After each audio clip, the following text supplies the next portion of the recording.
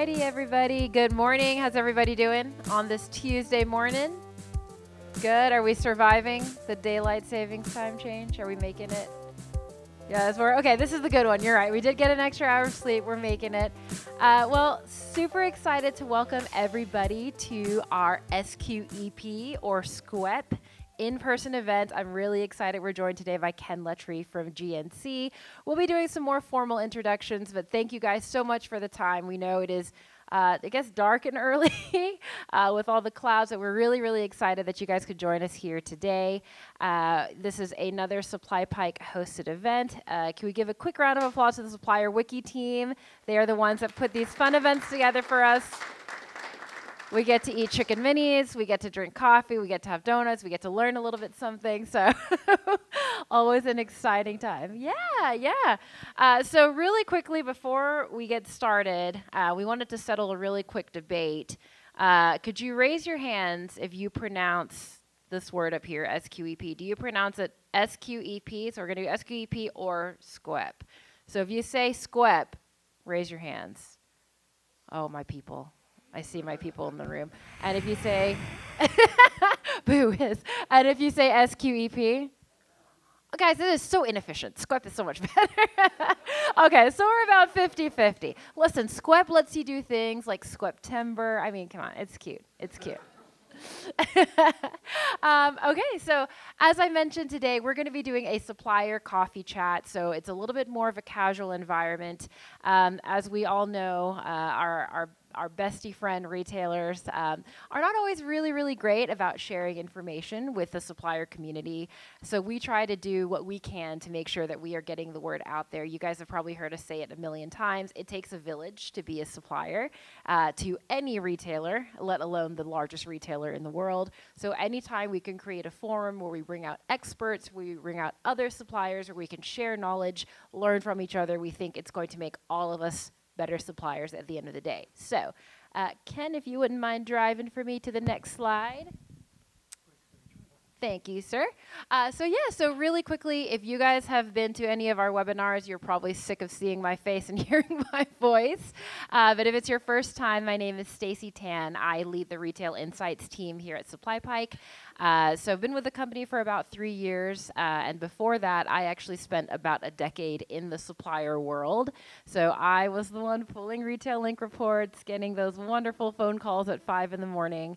I have been where you have been, and my job at Supply Pike, I like to joke, I say it's translating English to English, but it's really making sure that our internal team, our engineers, our sales folks, our marketing folks, really have a finger on the pulse of what's going on in the supplier community. So my job is to work directly with the supplier community, really understand your pain points, what's going on in the world, figure out when things like SQEP are happening or the collect pickup program, and kind of translate that internally to, again, make sure that we at Supply Pike are always giving you the most up-to-date information. Our software is always kicking butt and doing all the things to make your lives a little bit easier.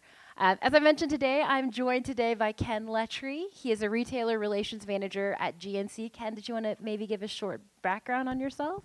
Well, I just want to say that my hair is a lot darker in that picture.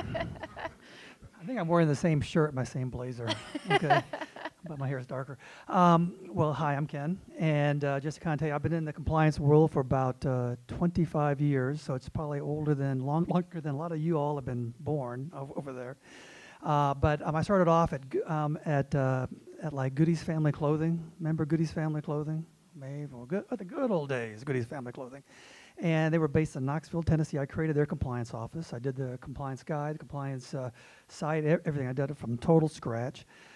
From there, I went to JCPenney's, was in the compliance and the planning world for about 7 years and such.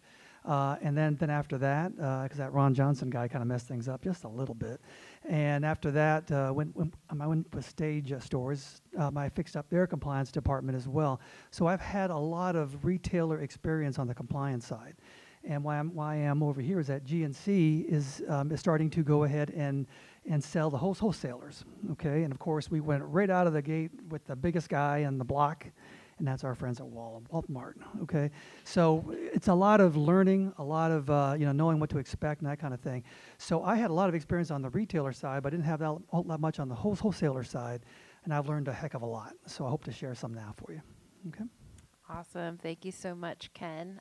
Next slide, please. Thank you, sir. Okay, so really quick rundown of our agenda this morning, just so you guys kind of know what we're doing and what we're up to. So we're going to spend the first kind of 15 minutes talking about what SQEP or SQEP is. If you guys are kind of newer to the space or maybe just curious and wanting to learn what SQEP is, maybe that doesn't necessarily fall under your purview, we'll be doing a really quick overview on what that is. We're going to spend kind of a big chunk of this morning talking about how you can actually identify and avoid SQEP or SQEP fines. We're also going to talk about, accountability. So for those issues where it does fall under supplier accountability, what do you need to do about that? How can you know? How do you respond? And then we're going to spend about 10 minutes at the end talking about how you can actually go about disputing SQEP fines. So this is actually, it does fall under Walmart's compliance program where you can dispute if you see anything that you disagree with. So we're going to talk about the process on how you actually do that, how you gather documentation and proof and all of that good stuff. And then we're going to open up about 15 minutes at the end for general questions and discussion. So as you guys know, again, if you've been to a Supply Pike event, we love to share. So if you guys want to share your insights, what has worked for you, please feel free to do so. If you guys have any questions, Ken and myself will be up here to take those. And of course, if you guys have any answers as well in the audience, feel free to share. We do ask for today's event that we save the questions for the end, just to make sure that we have enough time to cover all of the content. But other than that, this is kind of the roadmap of where we're going today.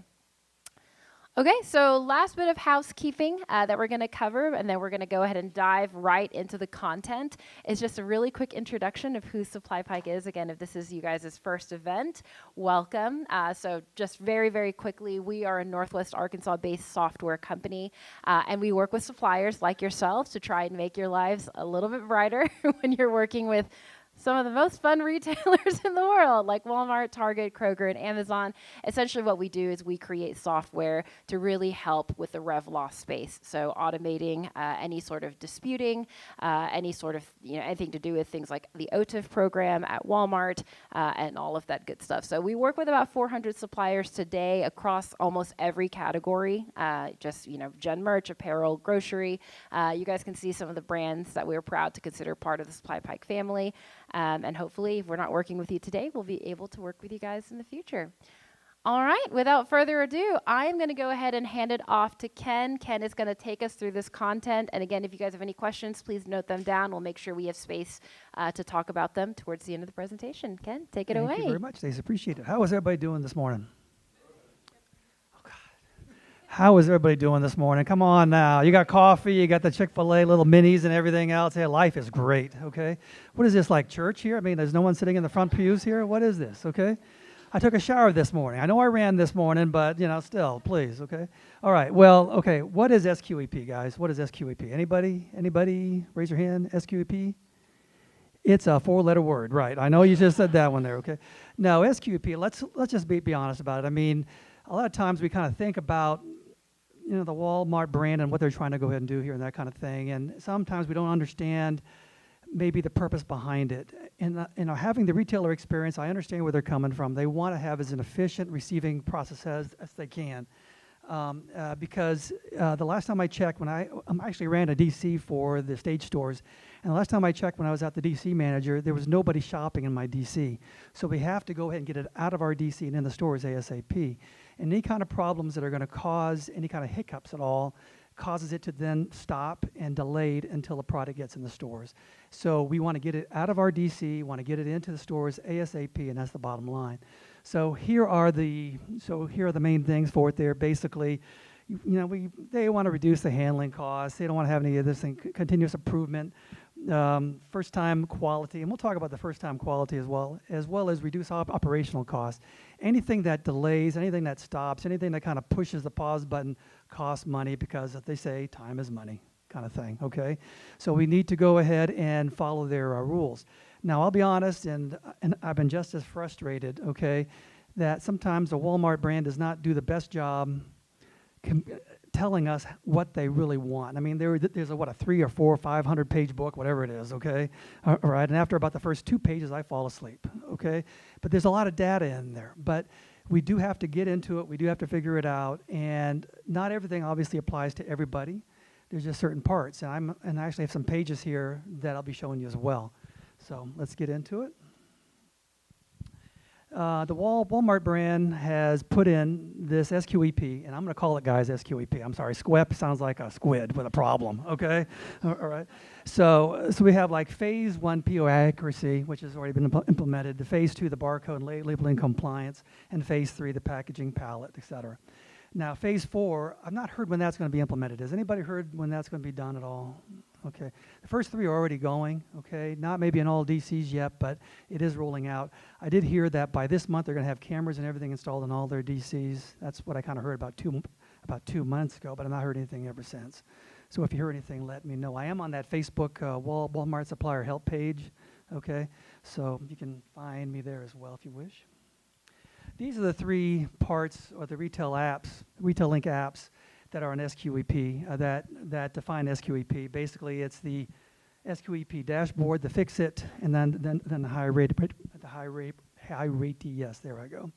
I'm going to be talking about the SQEP dashboard, the fix-it, and you're going to be talking about the high radius at the very end and such. Okay. The bottom line here, guys, is that this is all information you need to get into, and I'm going to show you some basics about it. I'm going to assume that you know how to get onto Retail Link. I'm going to assume all of that, okay? If you don't, if you have questions, I'll be staying following the presentation, then we can talk about that too. But I'm going to have to make that kind of, a basic assumption on that, okay? And I'm also going to assume that Retail Link is working that day. So that's just... That's a big, that's a bold statement. Yeah, we have to make some assumptions here, guys, on that one, okay? Okay, you all are going to make more money flat out avoiding violations than trying to dispute your violations, okay? You can dispute violations until you're turned blue in the face, okay? And Walmart will sometimes reverse them. Sometimes they'll just say, have a nice day, or sometimes they won't even respond at all, kind of a thing, okay? But the bottom line is if you avoid them in the first place, you don't have to dispute them on the second place, okay? So really work hard to identify the core problem. If you can identify what the core problem is internally at your organization, you can avoid them going forward, okay? And that's the key part. Now, the one thing about GNC is that we have 2 DCs, one in Indianapolis, one in Phoenix, Arizona, okay? And we have to tell everybody how to go ahead and ship it the right way and all the rest of that good stuff, okay? We also have a couple of third parties that also pack for the Walmart brand and the Sam's Club brand as well, okay? They have to be told about it too. That's a lot of talking to, a lot of checking, a lot of verification, all that stuff, okay? Yeah, it's hard work, but if it was easy, everybody would be doing it, okay? So that's why you're in your jobs, because y'all are smart, y'all like look smart, okay? That kind of thing, all right? So I'm going to assume that you are. So we have to make some assumptions here. You all are smart, okay? The bottom line, guys, is that you have to go ahead and internally tell everybody about what their requirements are so you can avoid the problems going forward, okay? All right? And again, you will make more money avoiding than you will trying to reverse it out. Aha, how to avoid SQEP fines. Be proactive, okay? Now, that means you're constantly checking the SQEP dashboard, constantly going in there, constantly checking to see what's going on there. As I mentioned before, you're internally talking to everybody about the requirements are. Now, we're talking about the Walmart side specifically, but this involves anybody. It involves anybody on that issue there, okay? Now, this next one here, do not make Walmart your quality control partner. What does that mean, okay? We will have some people, like when I was in the retail side and such, we would have people purposely not even read the guide, okay, and then ship us product, and then we'd charge them back all this stuff, and then they knew what they had to fix, okay? That's making us be their quality control people. Don't do that, okay, because it's going to cost you a hell of a lot of money, because over at Stage, we just had 2 DCs. Walmart's got a little bit more than 2. Okay, and they charge per each PO, and each PO, well, each DC has a PO, and yada, yada, yada, yada, and it adds up real quick. Okay, so do not do that. That means you have to work, you have to read the guide, you have to understand it. Okay, now, the one thing about the guide, though, at times, is that they'll tell you what to do, and it's hard to understand. Okay, I'm going to give the Walmart people the benefit of the doubt and assume that that's not their reason. Okay, I think they really want you to go ahead and get it right, okay?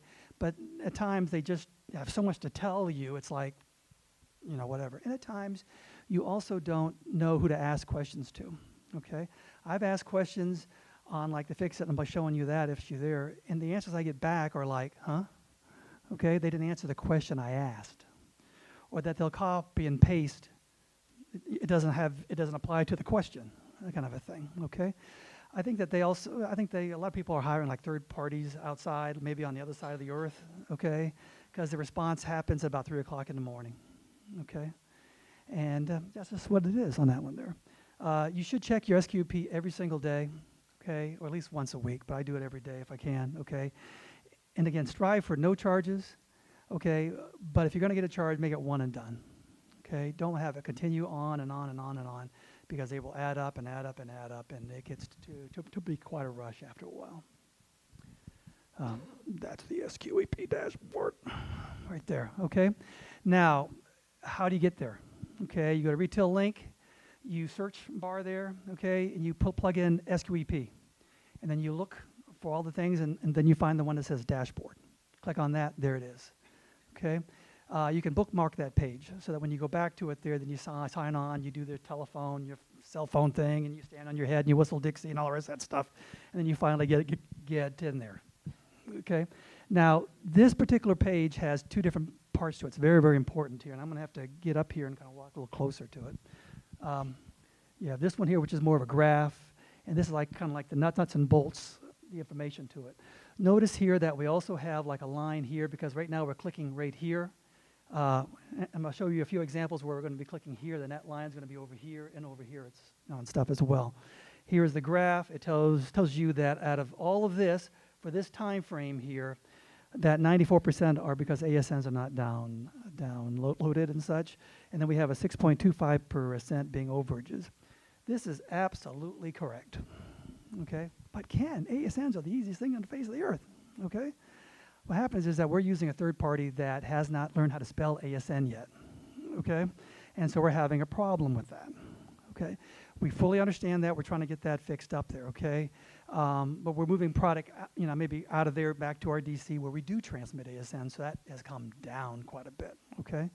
And then you think about it, it's only like, I think they charge like $25 a PO, times a billion DCs, times a billion POs and everything. It adds up really quick on that one. Okay, now it's important though that you look at the time frame here, okay? And you see this little deal here, you can click on this and you have both the projected, which has not been assessed yet, and you have the invoice, which has been assessed, okay? This is actually kind of neat because you can pick a single week, you can pick a single month, you can pick multiple weeks, you can have weeks going over different months and such. So it does give you that flexibility and such, okay? Now you can't do both the projected and the invoice at the same time. You do one or the other.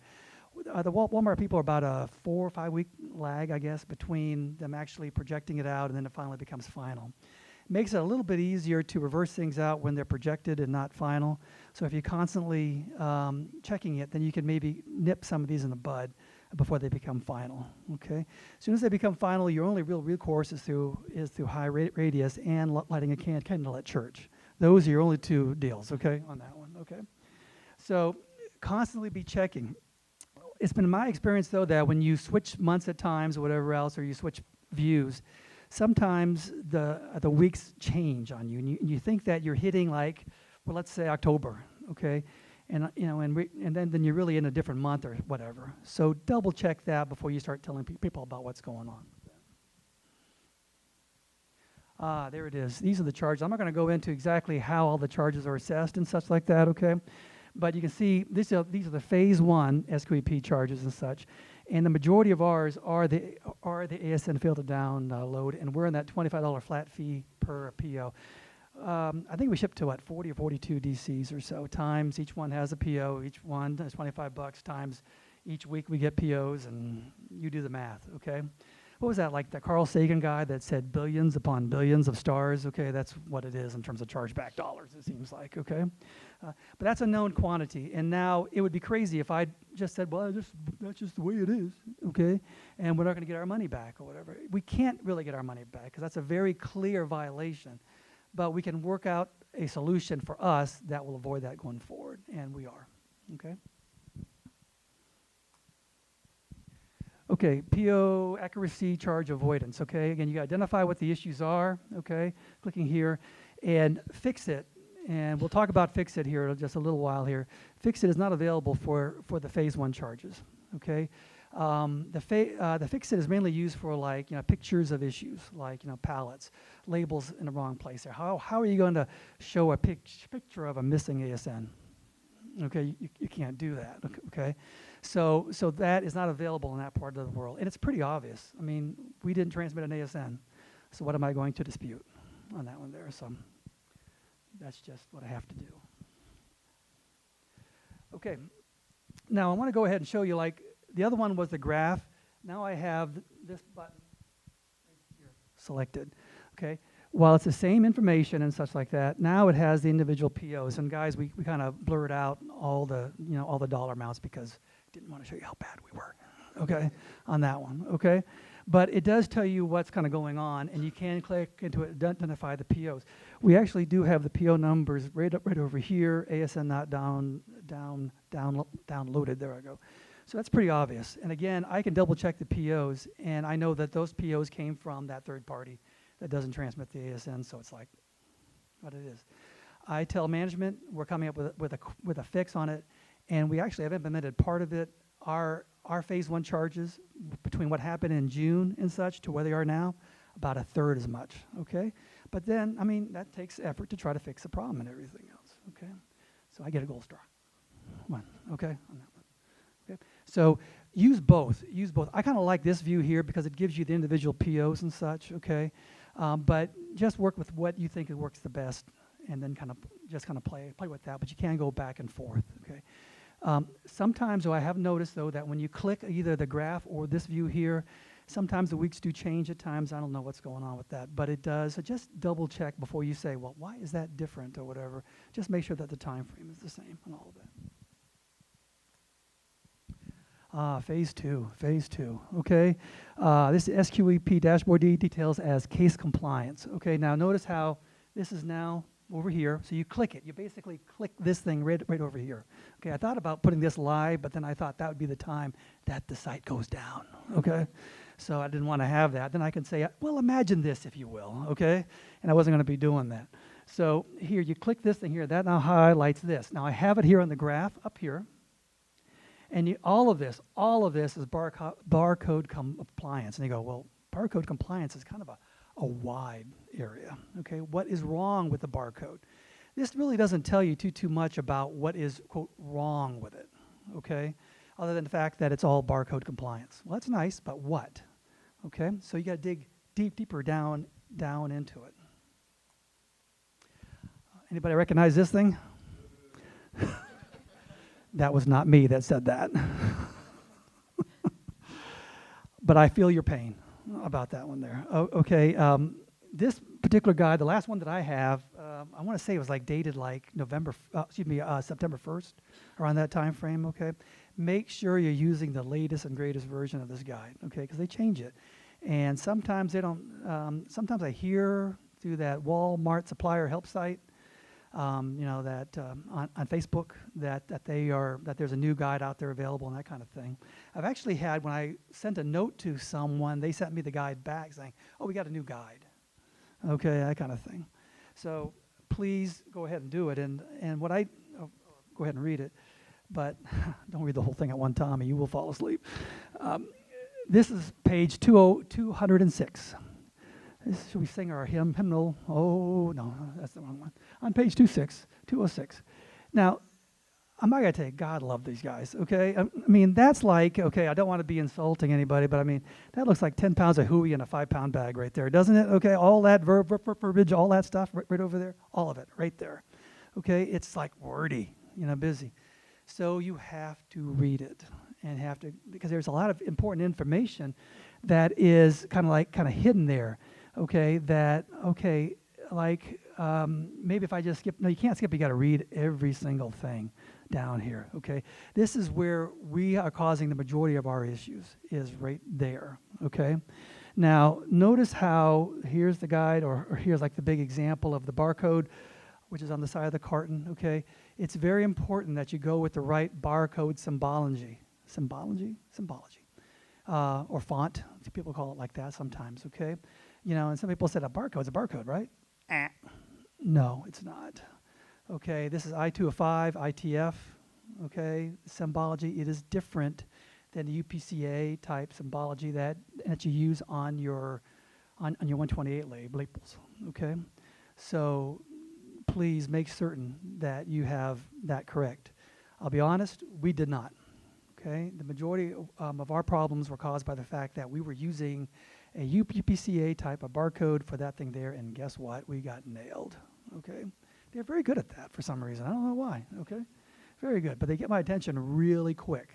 Okay, now that's where you have to make a decision, guys. You have to make a decision like, is the cost of the fix worth the cost of the chargeback? Do you keep on taking the chargebacks because the cost of the fix is too much than what the cost of the fix, than what the chargeback is? You know what I'm saying there, okay?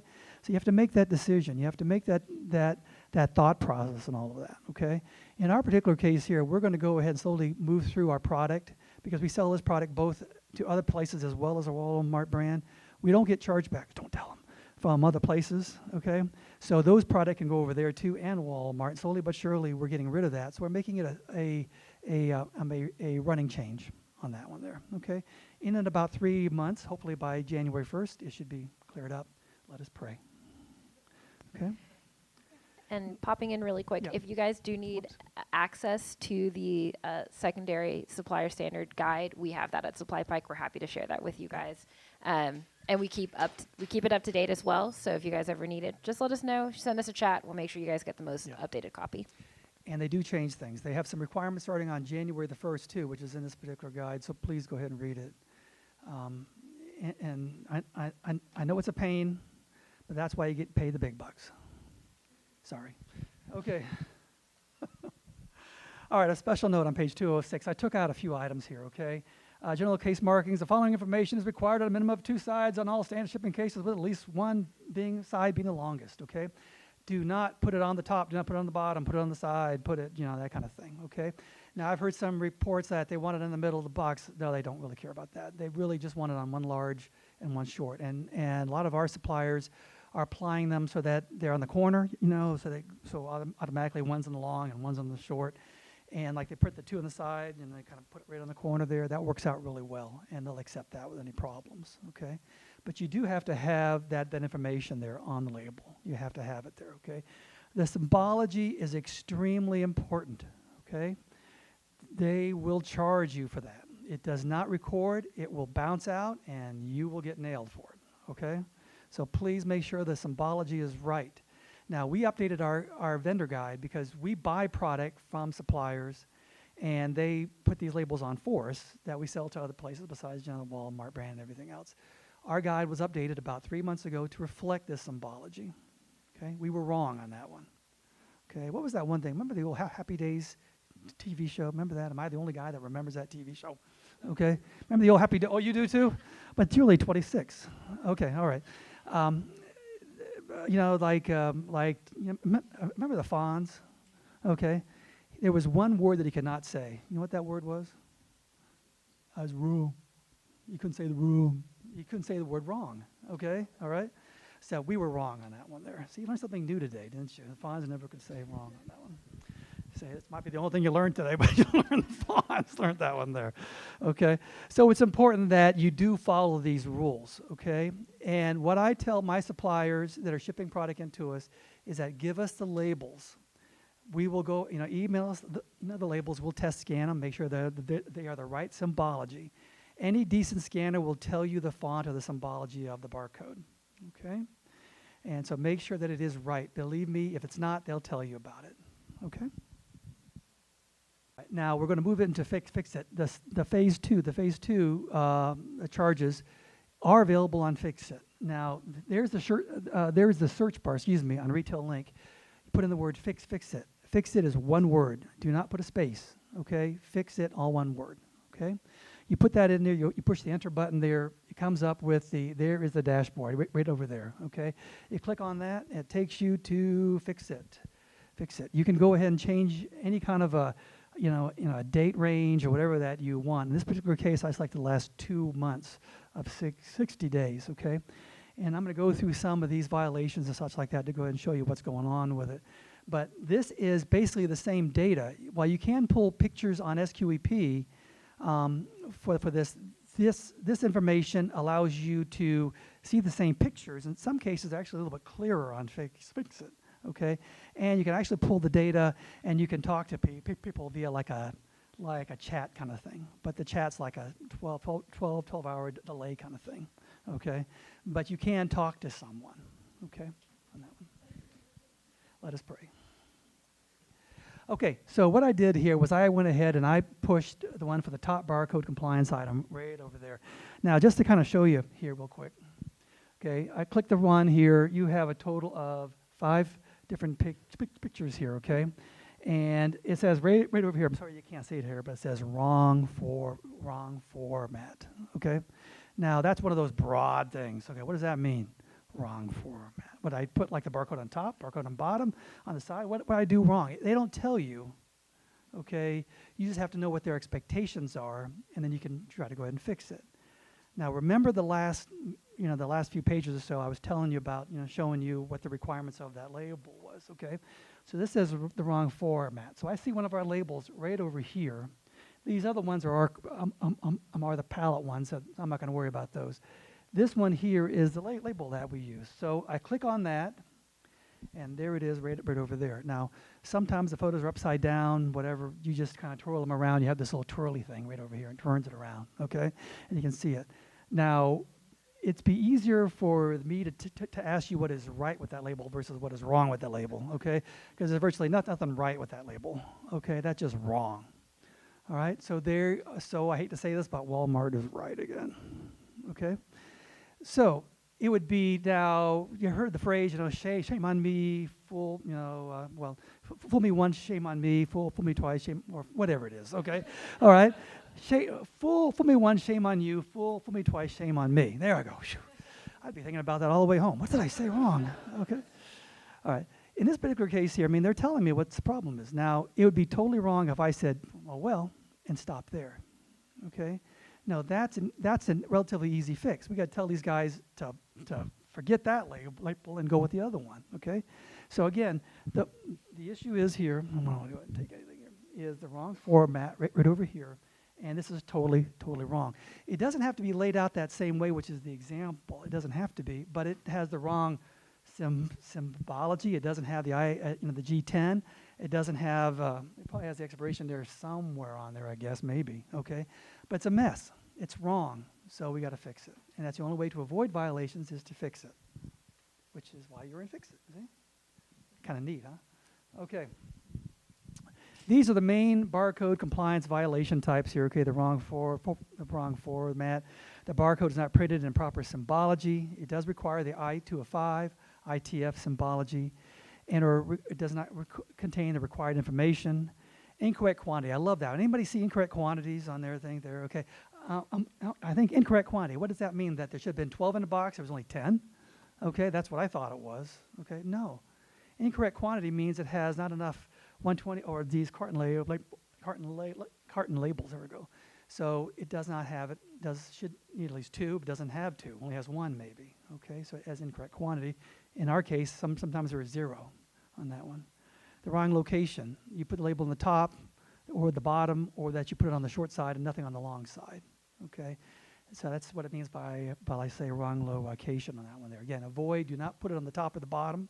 Okay, the cameras at Walmart, from the pictures I've seen, are getting a lot better, and they now have these Omni scanners that can take pictures and 8x10s and whatever else. Okay, all over the place.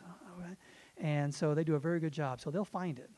Okay, so do your best to try to avoid that one. Okay, carton label is not compliant. This is how to be avoiding it. No barcode, no expiration, no SKU information. That's part of the requirement, especially for our product there, because we sell vitamins and and all that good stuff there. It has an expiration date. It must have that. In our case too, we also like a lot information on there too, because that's what we have to have as well.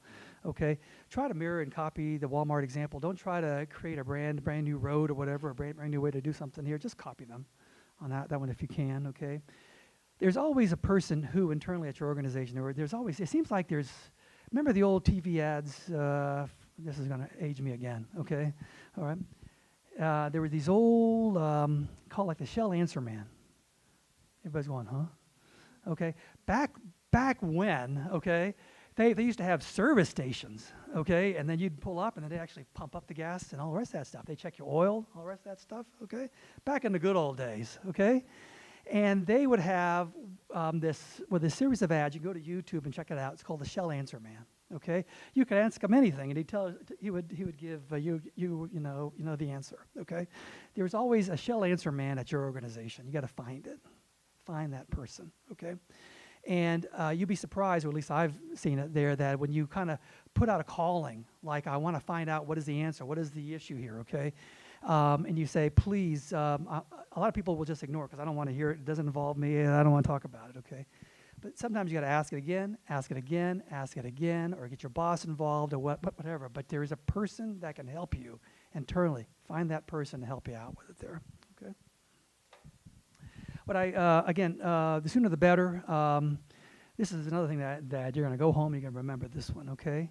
Chargebacks are not like a fine wine.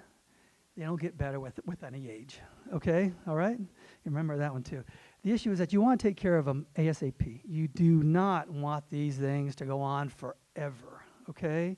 All right, so identify it, fix it, and go on, okay, and avoid going forward, okay? I talked about the cost versus the benefit. Is the cost the fixed?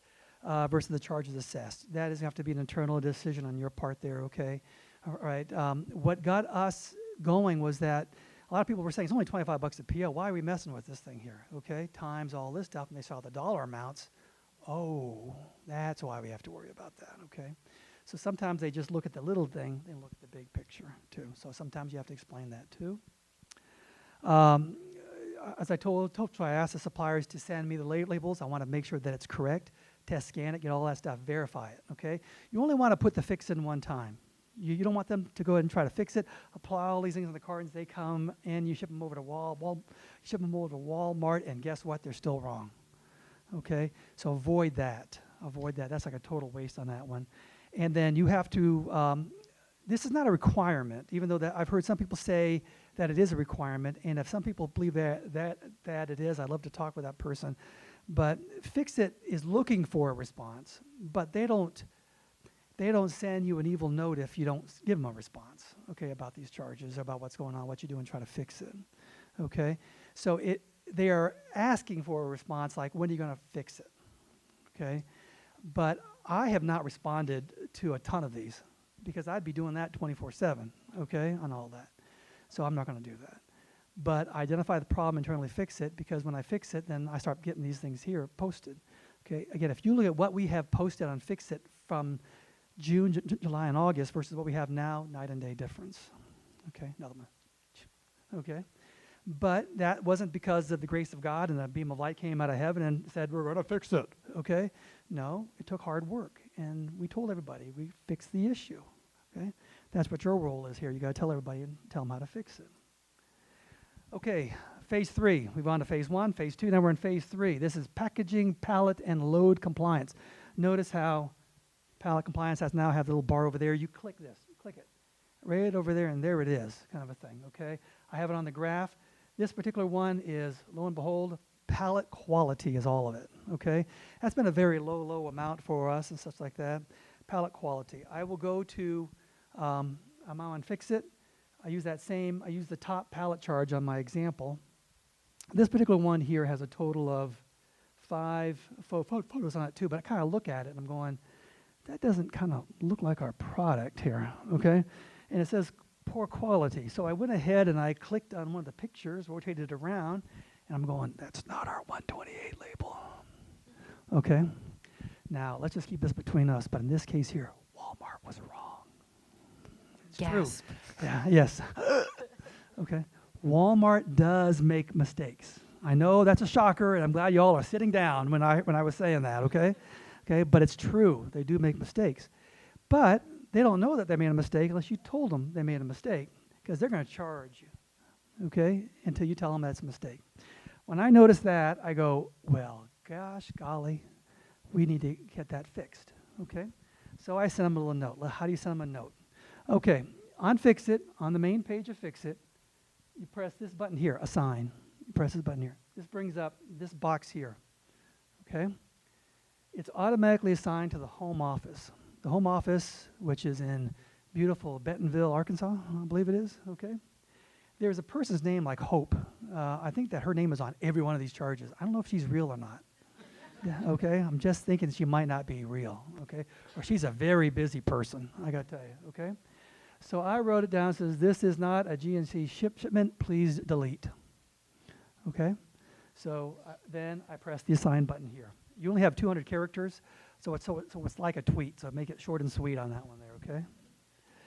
All right, so when I push the assign button, it pushes it right over here, okay? This is not a GNC shipment, please delete, and put my name, it has all my stuff down here when I push the button. There it is. Now it goes to Hope Krager, okay? All right, is she real? Does anybody really know if she's real? She is, really? So then we are now without hope, right? We always have hope. You know, the jokes don't get any better right now, man. I've only had one cup of coffee, as you can tell, okay, and that's just the way it's going to be right now, okay? Okay, so I went ahead, I put that right over there. I went to church, lit a candle, and I'm hoping and praying that it's going to come off okay, all right? Okay, now I did get a response, but I had to create this presentation, so I didn't show a response. And now the one thing about Walmart is that if it's their mistake, I've noticed that it just goes poof. Okay, and I don't get a response back or anything. It just goes poof. Okay, so they're like the Fonz. They can't say "moo." Okay, on that one. So I didn't get a response back on this one because it went poof. Okay, but it would not go poof unless you told them that it should go poof. Okay, does that make sense? Poof. Okay, all right. Okay. Now I know this is gonna be a shocker, but it happened before. Okay, I happened to take this screenshot. This happened back in August. Okay, now I pull this thing up. I'm going, wait a second. We sell vitamins and all the rest of that good stuff here. What's this say? Sporting goods. Okay, we don't sell sporting goods. Okay. So I complained about it, and well, when I say complain about it, I sent a note to him, okay, on that Fix-It deal, and it went poof, okay? And I double-checked it, and that ticket's gone. The PO information's gone, like it never existed, okay? All right, so they eliminated them. It's the eraser came through, erase it. But you got to make certain that that does fully go away, and when you get your invoice, make sure that it is not on that invoice too, okay? All right. I just happened to go and pull this thing up there. I happened to do a screen print, just stuck it on my hard drive because I thought I was going to see it, you know, with their response back. I never got one. They do not send a response when it goes poof. But you need to go ahead and make sure that you keep record of what's going on here so that you can guarantee that that's not going to be there.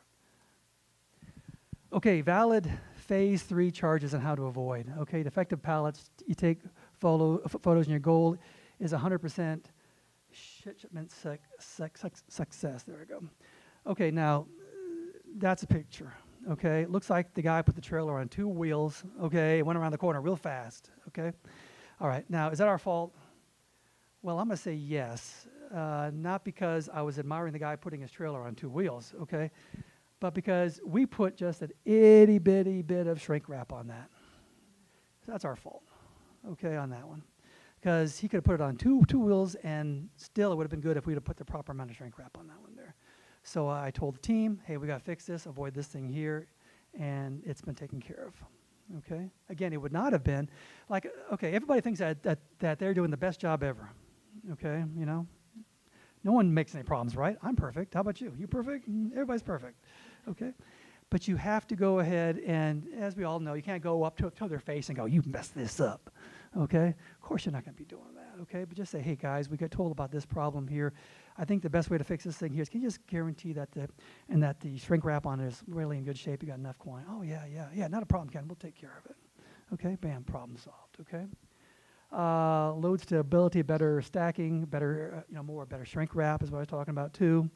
And if it's out of your control, for example, sometimes a pallet is our shipment, and it's like the pallet looks like it got run over by the truck. Okay. And it's like, well, we would never put product on a pallet that looked like that. Never. Okay. And especially for the people that charge us violation fees, we're not going to be doing that. Maybe some other guys. No, it's another one. Okay. But we're never going to be doing that. So, like these are LTL shipments going there, okay? So guess what happens? Therefore, the guy had maybe too many, buds the other night, okay? And he's kind of driving his forklift around, okay? And he's kind of going down, oops, missed, oh, got it, okay? And in the meantime, he's kind of messing up, the pallet, maybe, I don't know, okay?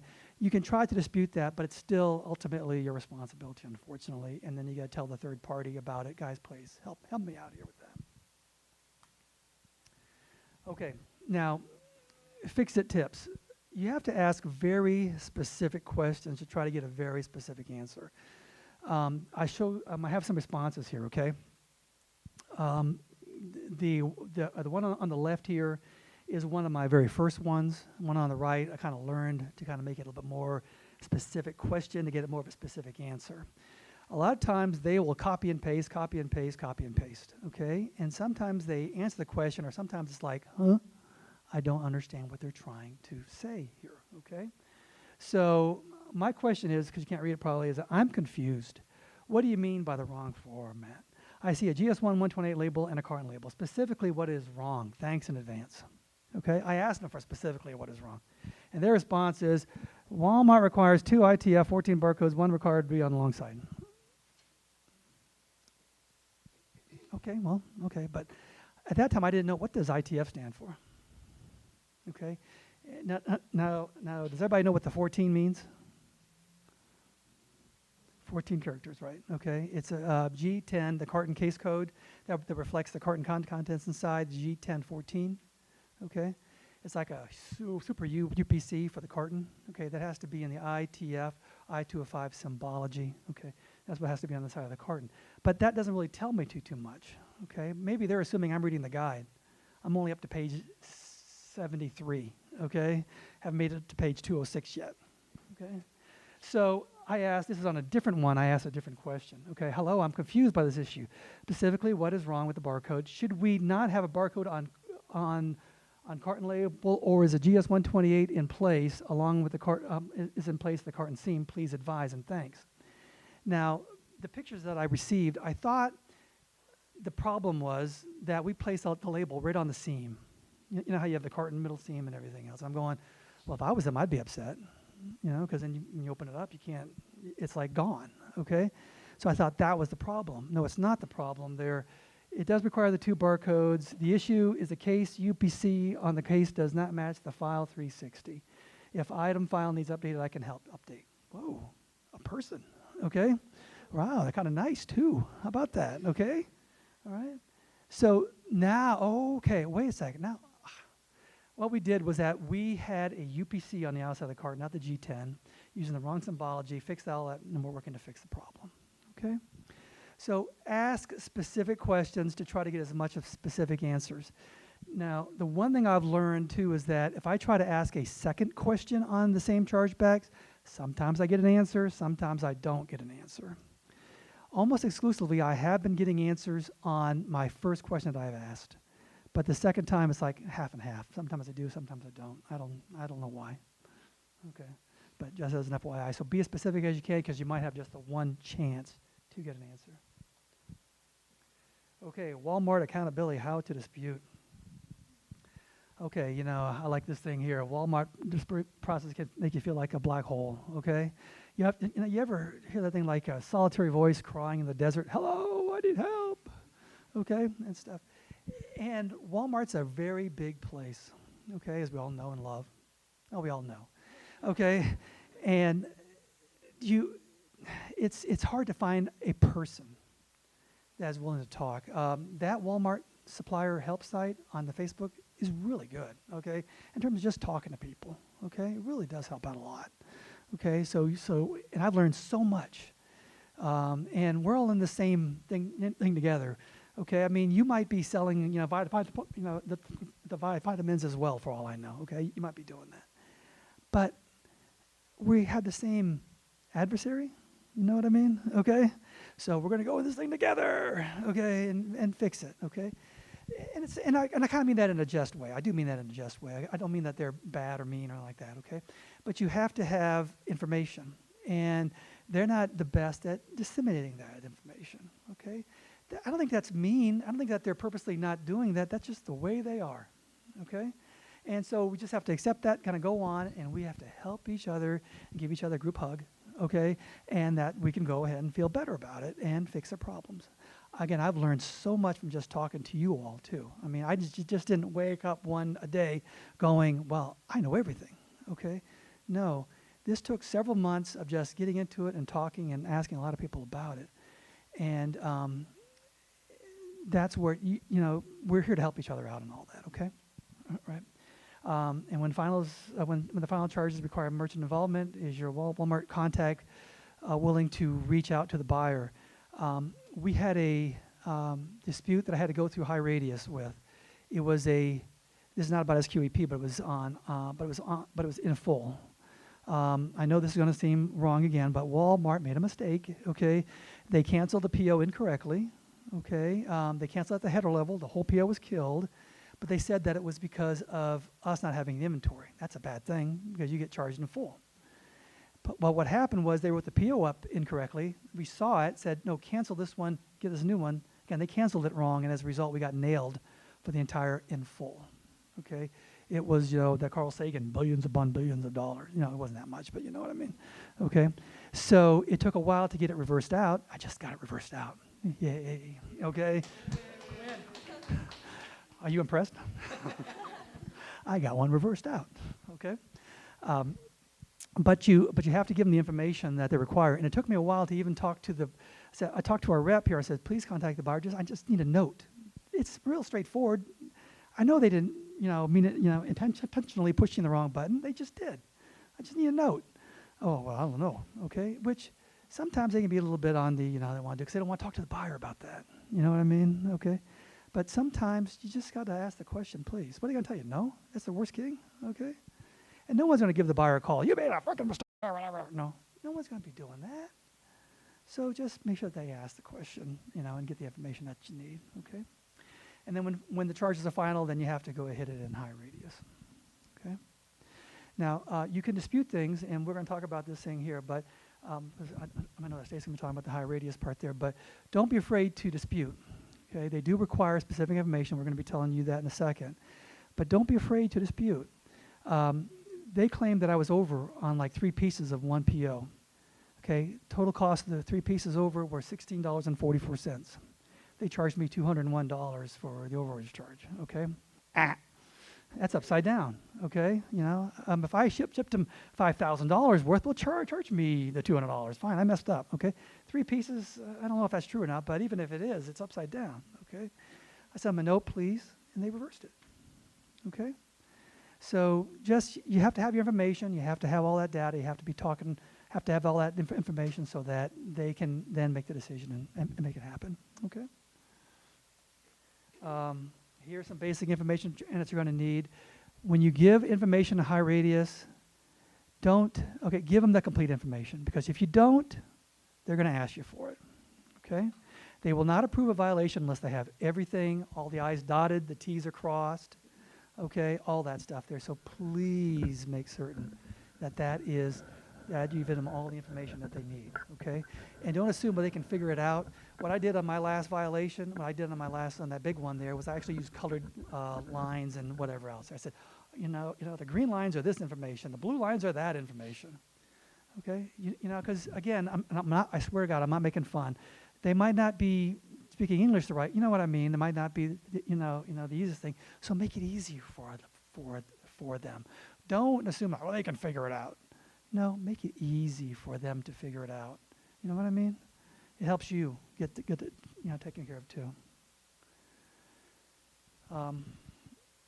All right, so why don't I go ahead and, you want to turn that over? Okay. Yeah, All no, right. that's awesome. Okay. Thank So, you so much, Ken. I get to talk about the fun part of disputing things on high radius. So, just wanted to kind of echo what Ken is saying here, and I am going to follow suit and stand up as well.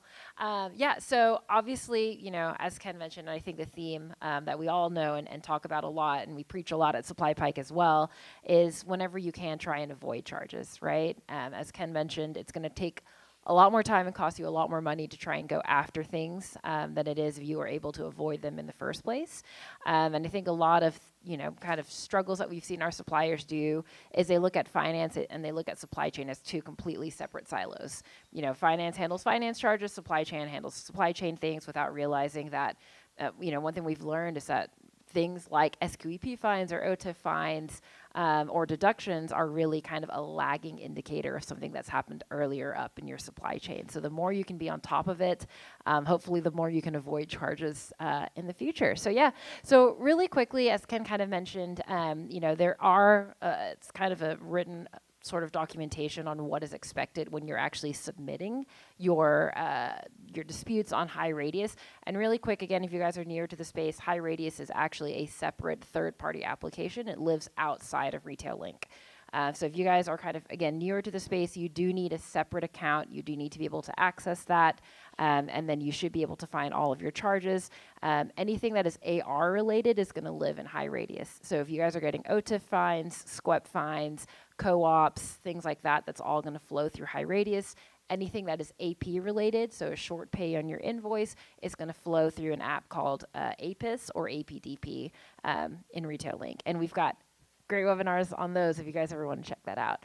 But yeah, so in addition to kind of and I'm going to pop over here really quick, but in addition to kind of the basic information that you need to make sure that you can actually submit a dispute on high radius, and just so you guys know as well, we will be sending this recording as well as the slide deck out for you guys, so no worries, we'll make sure you guys are covered there. But these are some supplemental information that's really helpful that we have found a lot of our suppliers have success with anytime they're submitting anything on high radius. So obviously anything in writing confirming the error on Walmart's side. So as Ken mentioned, if you guys have comments saying, oops, that was our bad, or if it magically disappears, that's also helpful.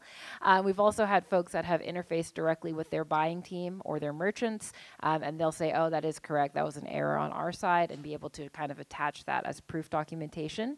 Obviously, any relevant shipping documents, so your ASNs, anything from DSS, anything from Nova is also helpful. Pictures from Fix-It, so if, let's just say, for example, you did respond to something that was incorrect, an incorrect item, an incorrect pallet, whatever it is, and it did not go poof, as Ken says, being able to attach those pictures and say, hey, this is not a GNC item, as an example, when you're actually kind of submitting the dispute on high radius. And you want to make sure that you know the best way to dispute for each type of fine. So we don't have time to kind of get into the weeds today, but we have a lot of really, really great content on SupplierWiki, as well as our webinars where we go into kind of more detailed information on how you go after all the different types of disputing that there is for the SQEP program. And then, of course, timeliness is always better. As we mentioned, the sooner you can take care of this, the better. Does anyone know? I'm just curious. So for AP deductions, for example, you have a 2-year kind of statute of limitations. For OTIF fines, I know it's about 13 months. Does anyone know what the SQEP timeline is by chance? Is it also 13 months? Anybody curious? We've not seen it. Yeah, don't wait that long if you can. But just so you guys know, and this is kind of new-ish, so Walmart, in case you guys didn't know, is now allowing suppliers to dispute OTIF fines through high radius. You have a 13-month time frame. So that's kind of new for some folks. It is different than the regular 2 years. So if you guys ever find out, please feel free to share that with us, and we'll share that out to the community as well on the SQEP timelines. My assumption is that it's going to probably follow OTIF, is my guess, so 13 months. And it is a newer program, but if you guys find out, please let us know, and we'll make sure that we share that with the community. Okay.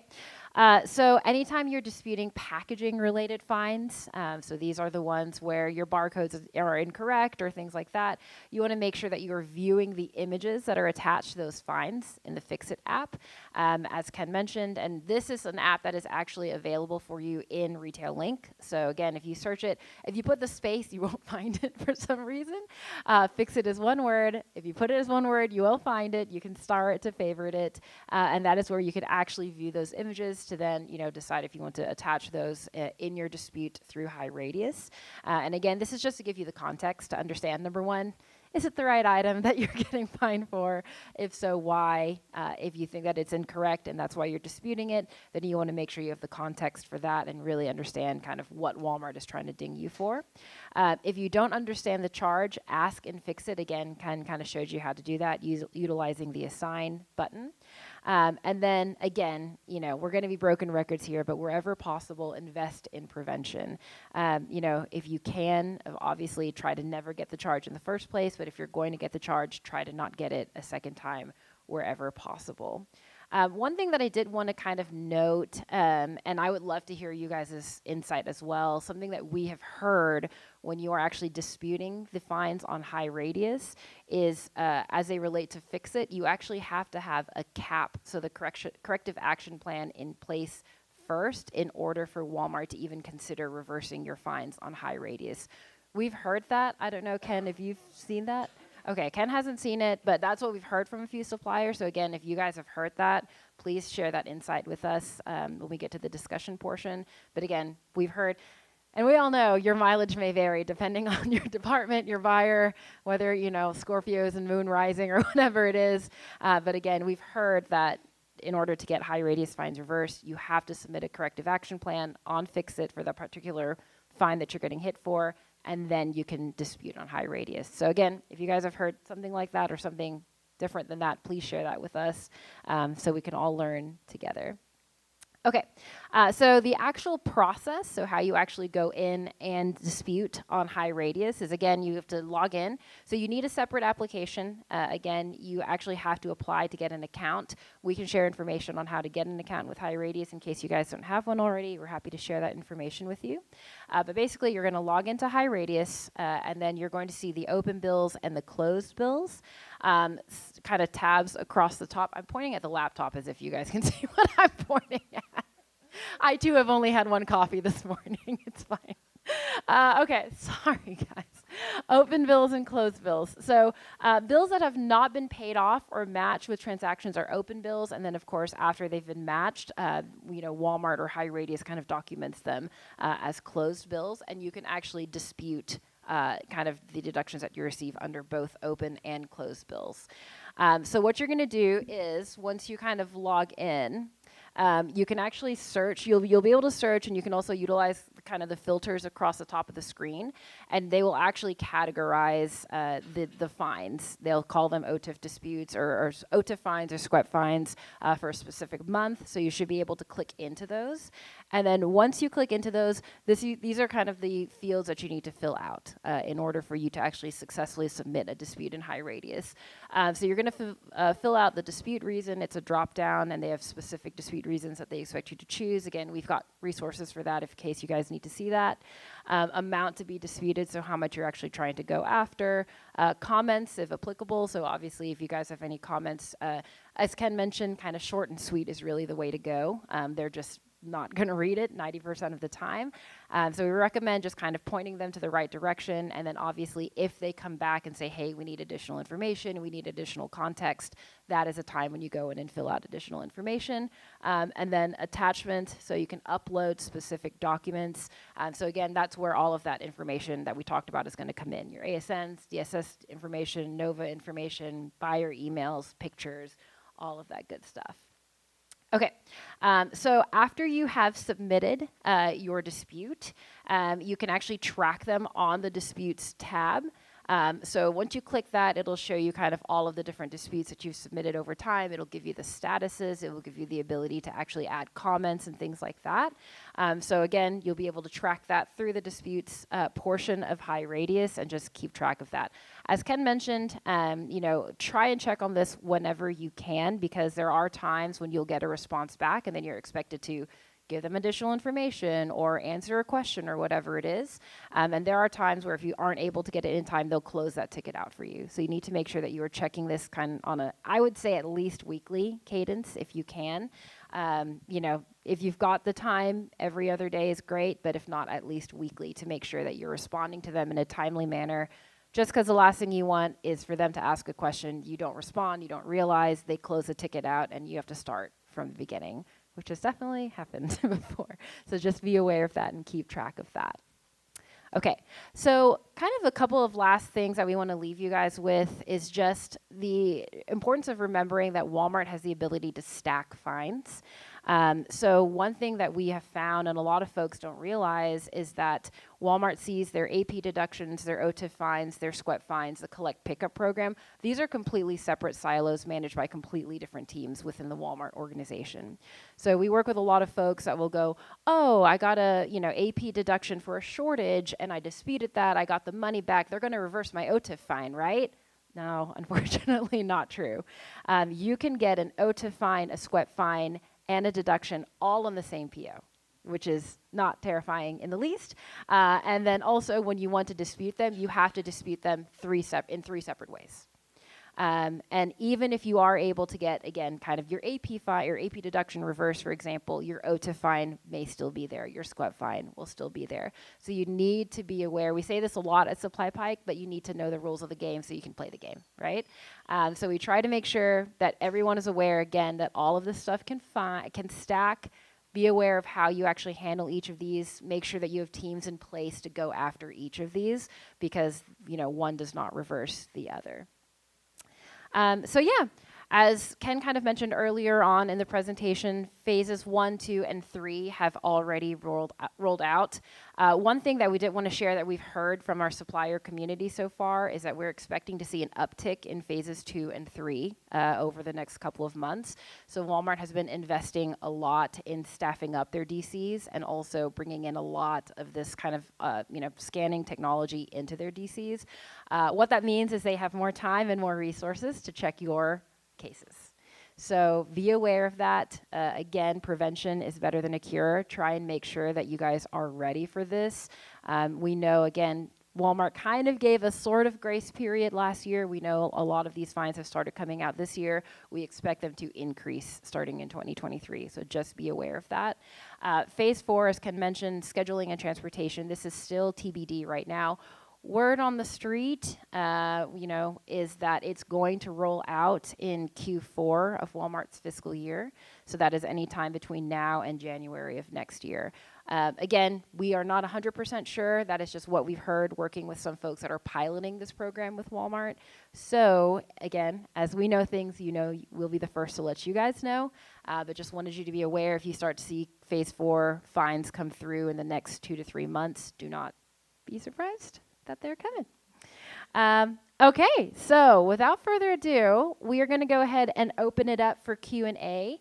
Our only ask, oh my goodness, if I try not to trip on these mics, is if you guys have a question to use the mic stand, just because that's how we're going to get the audio feed.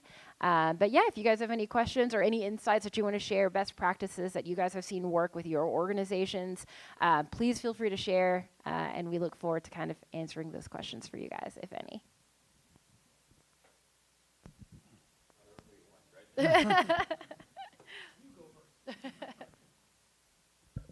So, real quick, there is, I think there's an email address for case labels. I don't know if anyone has used it successfully, but you're supposed to be able to email a picture of that case label.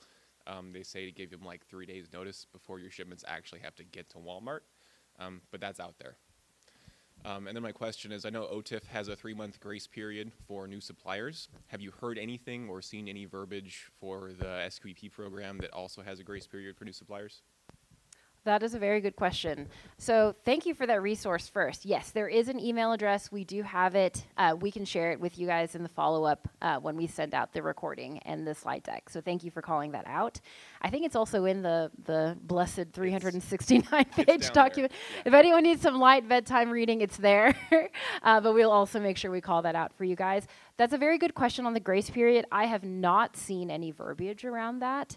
As far as I know, has anyone seen or heard anything to that effect? Ken, I don't know if you have. We did have a grace period for a little bit nice. of time there. I think it was for 90 days as well. Okay. And then it came through. Yeah. They'll get you eventually. But Sam's Clubs too. Does anybody else sell Sam's Club too? I'm assuming, right? Okay. Sam's Club has been like that. It's that little thing in the background, that kind of thing. They haven't been charging anybody really too much. But I've been hearing a lot more OTIF coming out down the pike here. And I also heard that probably next year they're really going to start going after that a little bit more. Okay.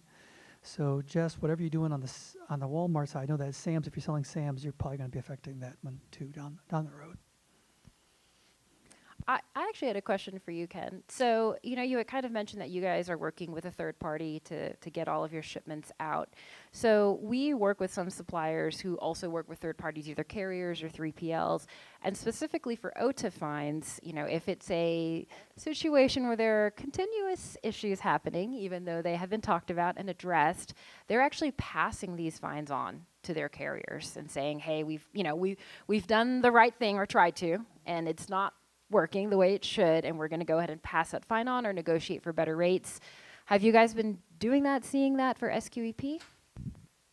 Well, if you talk to the transportation folks, and you got to love these guys, okay? I mean, they don't want to charge the transportation people, because, again, transportation currently is a tough issue between the fuel and the short amount of drivers, that sort of thing, too. So I understand fully where they're coming from. They do not want to charge. And so let's look at the worst case. We charge them back for these violations. They'll say, fine, we're not shipping for you anymore. Okay, so now we have to go to plan B, which costs us more. So in the long term versus what we maybe charged them, we're upside down. So it's one of these things we have to continually talk to and such. In our particular case, the third party is doing a pretty good job getting and avoiding a lot of the OTIF fines. It's really us that is the issue. And we're doing LTL. We're doing prepaid. I know that some people are doing the collect and having another issue with all that good stuff going on right now. But that's something that we don't worry about. But on our side there, we're doing LTLs, and that's causing issues when trying to hit that right date and everything else, okay? But we're trying to get the MABDs right.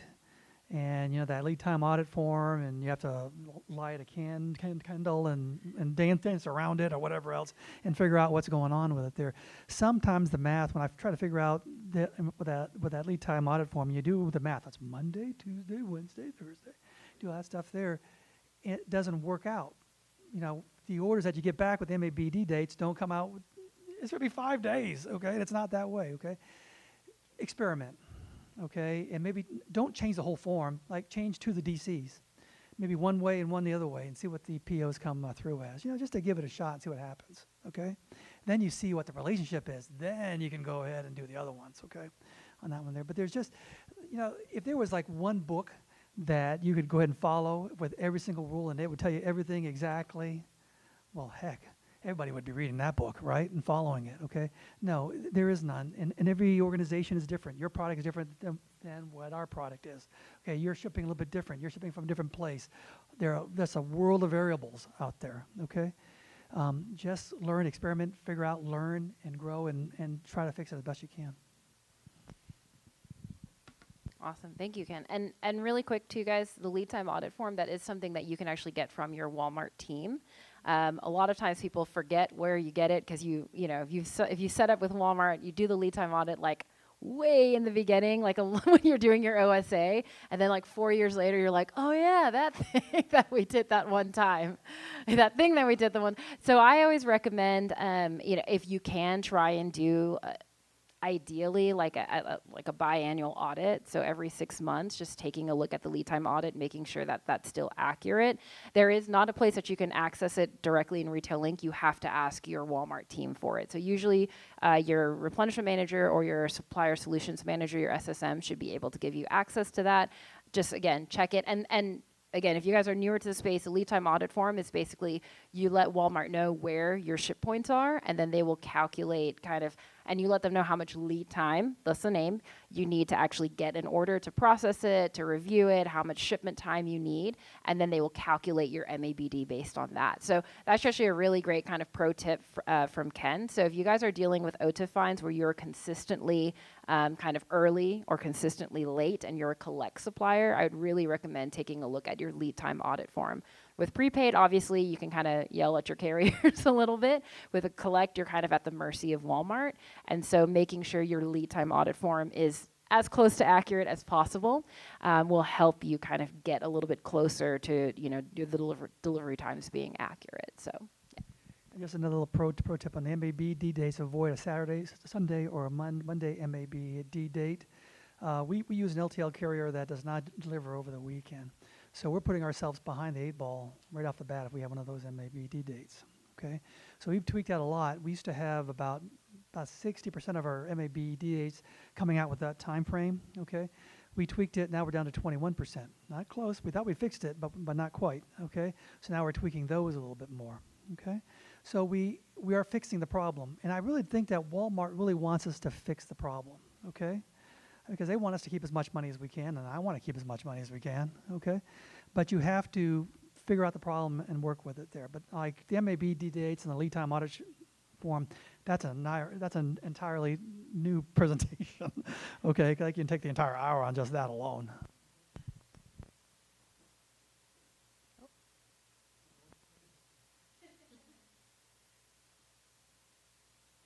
Okay, 2 questions.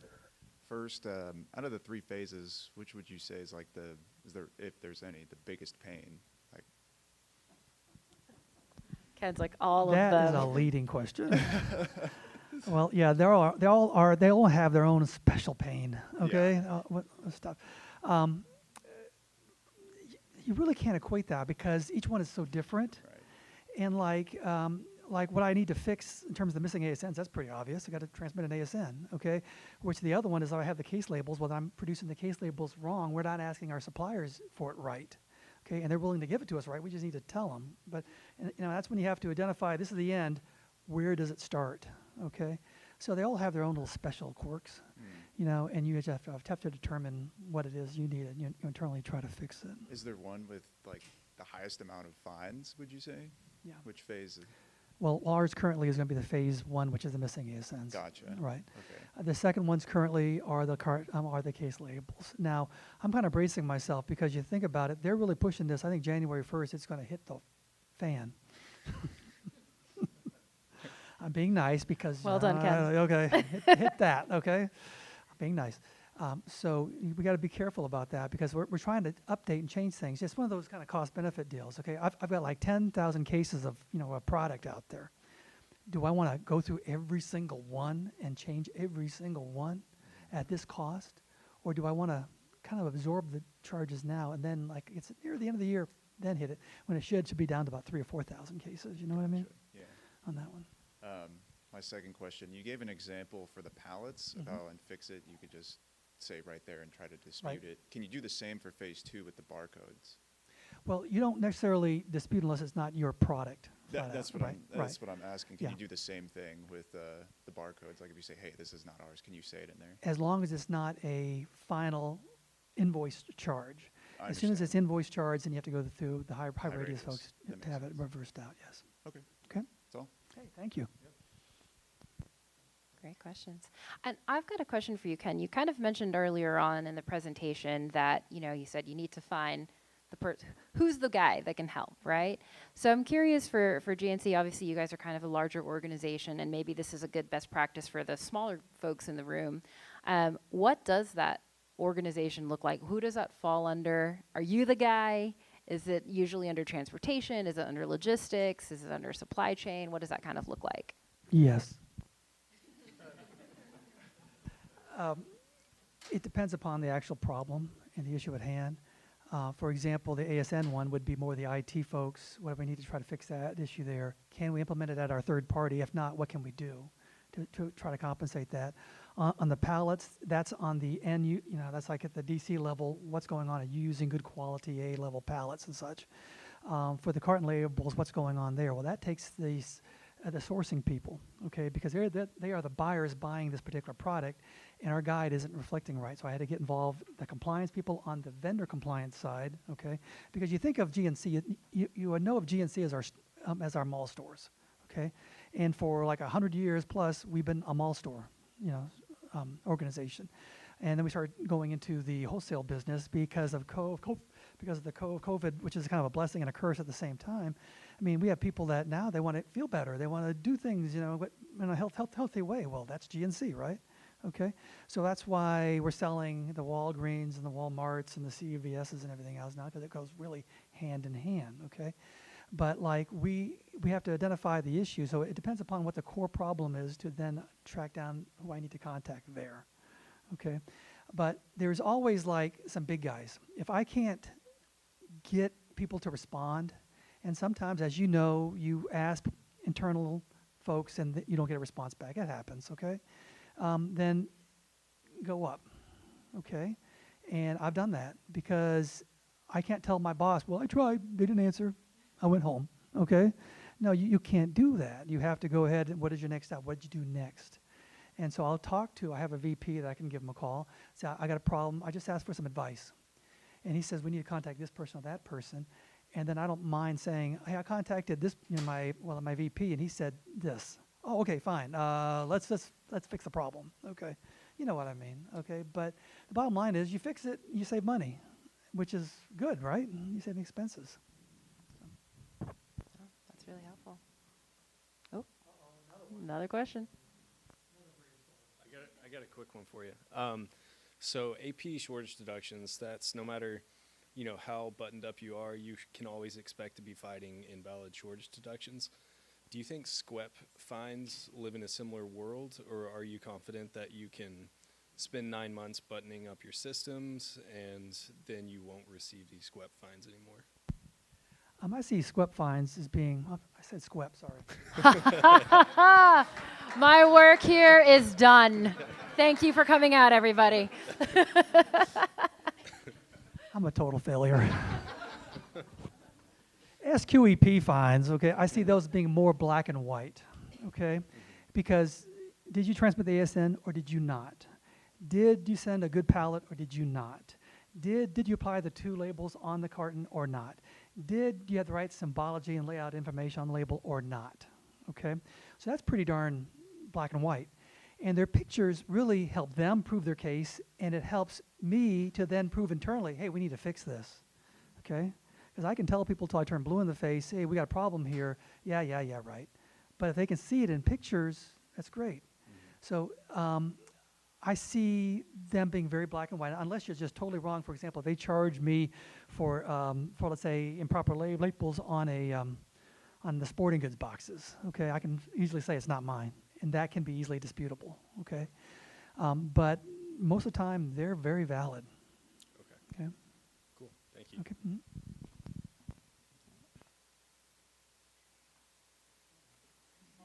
Stacy, this question is probably more towards you, just on the supply pike side of things. So we support deductions, OTIF, and being on the sales team, we hear a lot of people come to us. What about SQEP?